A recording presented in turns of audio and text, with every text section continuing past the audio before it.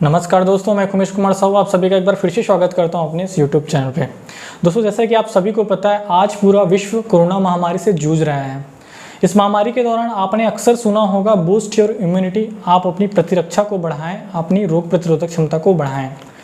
दोस्तों, आज के इस वीडियो में हम बात करेंगे उन उपायों के बारे में जिसके माध्यम से हम अपनी प्रतिरक्षा को, अपनी इम्यूनिटी को बूस्ट कर सकते हैं। दोस्तों, इम्यूनिटी बूस्ट करने के उपाय जानने से पहले हमें ये जानना आवश्यक है कि इम्यूनिटी होता क्या है, ये शरीर में कैसे डेवलप होती है और ये कैसे काम करती है।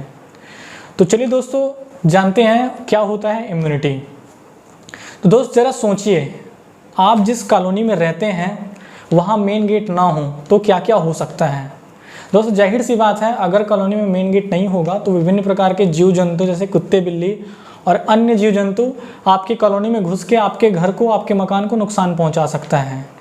दोस्तों, ठीक इसी प्रकार यदि हम अपने बॉडी को, अपने शरीर को कॉलोनी से रिलेट करें और जितने भी हमारे अंग प्रत्यंग हैं, जितने भी हमारे ऑर्गन्स हैं, जैसे डाइजेस्टिव ऑर्गन, रेस्पिरेटरी ऑर्गन और जितने भी रिप्रोडक्टिव ऑर्गन और अन्य जो भी ऑर्गन हैं, उसे हम मकान से रिलेट करें तो जिस प्रकार जैसे जिस प्रकार जितने भी जीव जंतु होते हैं, कुत्ते बिल्ली होते हैं, अन्य जंतु होते हैं, जिस प्रकार कॉलोनी में घुसकर मकान को नुकसान पहुंचाता है, ठीक उसी प्रकार पैथोजेनिक एजेंट्स, रोग उत्पन्न करने वाले कारक जैसे bacteria, virus, toxins and other chemical substance हमारे शरीर में पहुंच के हमारे जितने भी अंग प्रत्यंग हैं, जितने भी ऑर्गन्स हैं, जैसे डाइजेस्टिव ऑर्गन, रिप्रोडक्टिव ऑर्गन और जितने भी हमारे रेस्पिरेटरी ऑर्गन हैं, इनको डैमेज करता है और डैमेज करने का प्रयास करता है। लेकिन उसके इस प्रयास पे पानी फेरता है हमारा इम्यूनिटी सिस्टम। हमारा इम्यूनिटी सिस्टम इन सभी पैथोजेनिक एजेंट्स के अगेंस्ट रेजिस्टेंस उत्पन्न करता है, प्रतिरोध उत्पन्न करता है। दोस्तों, इम्यूनिटी की अगर परिभाषा की बात करें तो इम्यूनिटी को इस प्रकार से परिभाषित किया जा सकता है। तो immunity is defined as the ability and capacity of the body to resist against the pathogenic agents like bacteria, virus, toxins and other chemical substance. तो प्रतिरक्षा तंत्र वह तंत्र है जो हमारे शरीर को विभिन्न प्रकार के रोग उत्पन्न करने वाले कारक जैसे बैक्टीरिया, वायरस, टॉक्सिन्स और अदर केमिकल सब्सटेंस से हमारे शरीर की रक्षा करती है। तो चलिए दोस्तों, अब बात करते हैं टाइप ऑफ इम्यूनिटी के बारे में, इम्यूनिटी के प्रकार के बारे में। तो इम्यूनिटी मुख्यतः दो प्रकार की होती है। सबसे पहला जो होता है हमारा इन्नेट इम्यूनिटी, जिसे हम कहते हैं जन्मजात इम्यूनिटी। दूसरा होता है हमारा एक्वायर्ड इम्यूनिटी, जिसे हम कहते हैं उपार्जित या प्राप्त किया गया इम्यूनिटी। तो सबसे पहले हम बात करते हैं इन्नेट इम्यूनिटी के बारे में, जो कि नॉन स्पेसिफिक होता है और बाई बर्थ हमारे शरीर में डेवलप्ड होता है। जैसे कि दोस्तों, कॉलोनी का निर्माण होता है तो कॉलोनी के निर्माण होते ही मेन गेट लगाया जाता है, तो इस मेन गेट से हम रिलेट करते हैं इन्नेट इम्यूनिटी को। तो बाई बर्थ इन्नेट इम्यूनिटी हमारे शरीर में डेवलप्ड होती है, तो जन्म से ही इन्नेट इम्यूनिटी हमारे शरीर में उपस्थित होता है। अब बात करते हैं काम कैसे करता है, ये कैसे काम करते हैं। तो सबसे पहले ये गैस्ट्रोइंटेस्टाइनल ट्रैक्ट, एलिमेंट्री कैनाल जिसे हम आहार नाल कहते हैं, उसके जरिए काम करते हैं। जैसे हम भोजन लेते हैं तो भोजन के साथ कुछ कुछ बैक्टीरिया हमारे मुख में प्रवेश कर जाता है, हमारे माउथ में। और जैसे कि आप सभी को पता है, हमारे माउथ में लार का स्त्राव होता है जिसे हम सलाइवा कहते हैं। सलाइवा में लाइसोजाइम नामक एंजाइम पाया जाता है जो कि भोजन में उपस्थित विभिन्न प्रकार के जीवाणु को नष्ट करता है। उसके साथ ही साथ अगर कुछ मात्रा में जीवाणु हमारे भोजन में बच जाता है तो वो हमारे स्टमक में, हमारे अमाशय में पहुंचता है, जो जहां अमाशय में पाया जाने वाला HCl, हाइड्रोक्लोरिक एसिड की एसिडिक नेचर के कारण जितने भी जीवाणु होते हैं वो नष्ट हो जाते हैं। उसके बाद दोस्तों, हम जैसे वातावरण से श्वास लेते हैं तो श्वसन क्रिया के दौरान रेस्पिरेटरी सिस्टम के जरिए से कुछ बैक्टीरिया हमारे शरीर में प्रवेश करता है, हमारे लंग्स में प्रवेश करता है। तो लंग्स में उपस्थित जो एयर पासेज होते हैं, एयर पासेज में उपस्थित जो एपिथेलियम सेल्स होते हैं, एपिथेलियम सेल्स में डिफेंसिन्स एंड कैथेलिसिडिन्स नामक एंटी माइक्रोबियल पेप्टाइड्स पाए जाते हैं जो कि बैक्टीरिया को नष्ट करके हमारे रेस्पिरेटरी सिस्टम का रक्षा करती है। साथ ही साथ हमारे लंग्स में पाए जाने वाले macrophages cells, natural killer cells और न्यूट्रोफिल्स, ये सभी as a first line of defence work करता है हमारे बॉडी में। उसके साथ ही साथ हमारा स्किन, कॉम्प्लीमेंट्री प्रोटीन्स, इंटरफेरॉन्स, ये सभी, और जैसे कि हमारा यूरोजेनिटल ट्रैक्ट, ये सभी फर्स्ट लाइन ऑफ डिफेंस काम करता है हमारे शरीर में और विभिन्न प्रकार के जीवाणुओं से हमारे शरीर की रक्षा करता है। दोस्तों, अब बात करते हैं एक्वायर्ड इम्यूनिटी के बारे में। एक्वायर्ड इम्यूनिटी जिसे हम कहते हैं उपार्जित या प्राप्त किया गया इम्यूनिटी। जैसे कि दोस्तों हम देखते हैं कॉलोनी में मेन गेट लगाने के बावजूद भी कुछ जो जीव जंतु होते हैं वो कॉलोनी में प्रवेश कर जाते हैं और मकान को नुकसान पहुंचाने की मंशा रखते हैं। तो इससे निजात पाने के लिए हम क्या करते हैं, कॉलोनी में एक वॉचमैन बिठा देते हैं। ठीक इसी प्रकार हमारे शरीर में एक्वायर्ड इम्यूनिटी डेवलप होती है। एक्वायर्ड इम्यूनिटी जो होती है वो स्पेसिफिक टाइप के पैथोजेंस के लिए डेवलप होती है।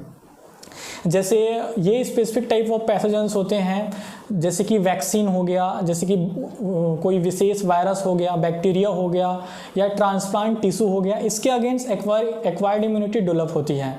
तो एक्वायर्ड इम्यूनिटी के डेवलपमेंट के लिए जो हमारा लिम्फोसाइट्स होते हैं, जो कि WBC वाइट ब्लड कार्पोसल्स श्वेत उधिर कनिकाओं का मुख्य घटक होता है, तो हमारा जो भी लिम्फोसाइट होता है वो एक्वायर्ड इम्यूनिटी के डेवलपमेंट के लिए रिस्पॉन्सिबल होता है।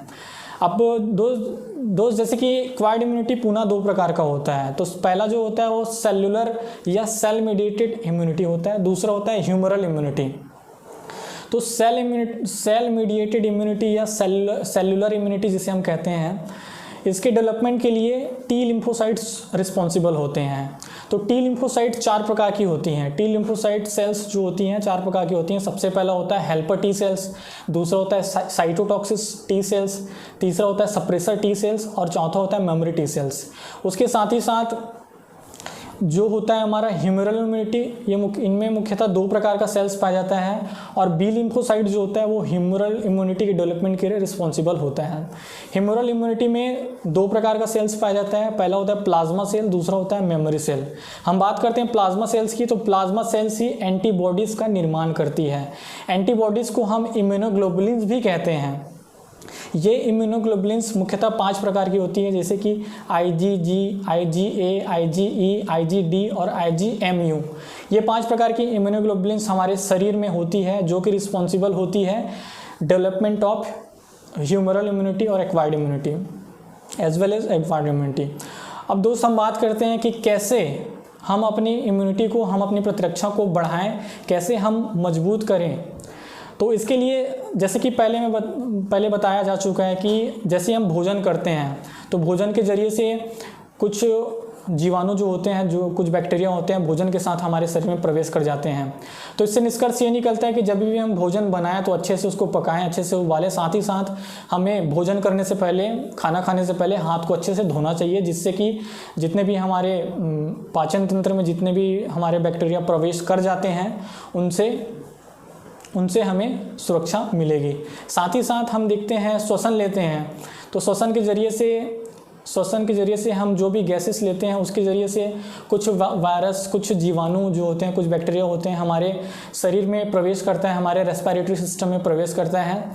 तो इसके लिए हमें क्या उपाय करने चाहिए? इसके लिए जितने भी हमारे आसपास के एरिया है, जितने भी हमारा आसपास का इलाका है, उसे स्वच्छ रखना चाहिए, ताकि ये जितने भी वायरस है, जितने भी जीवाणु हैं, ये उत्पन्न ना हो सके। साथ ही साथ हमारी स्किन जो होता है वो फर्स्ट लाइन ऑफ डिफेंस का काम करता है।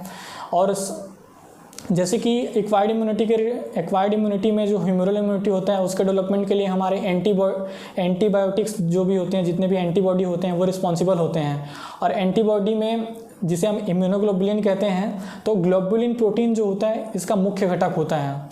तो जाहिर सी बात है हमें अपने डाइट में प्रोटीन की मात्रा बढ़ानी चाहिए, हमें प्रोटीन रिच डाइट फॉलो करनी चाहिए।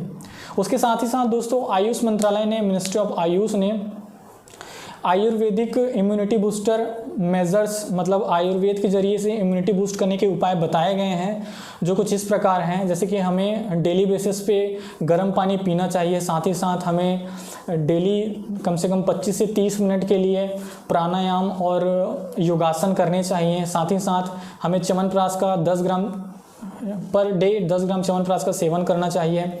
साथ ही साथ आसपास के इलाके को साफ रखना चाहिए। हर्बल टी और काढ़े का सेवन करना चाहिए। तो इस प्रकार के उपाय बताया गया है आयुष मंत्रालय के द्वारा। ये जो है, ये जितने भी उपाय हैं, इसका लिंक, इसका PDF मैंने अपने डिस्क्रिप्शन पे डाल रखा है, आप चाहो तो वहाँ से देख सकते हो। तो दोस्तों इस प्रकार से इम्यूनिटी जो होती है, प्रतिरक्षा तंत्र होता है, हमारे शरीर में डेवलप होती है, हमारे शरीर में कार्य करती है, और बताए गए उपाय को हम फॉलो करके अपनी प्रतिरक्षा तंत्र को बढ़ा सकते हैं, मजबूत कर सकते हैं।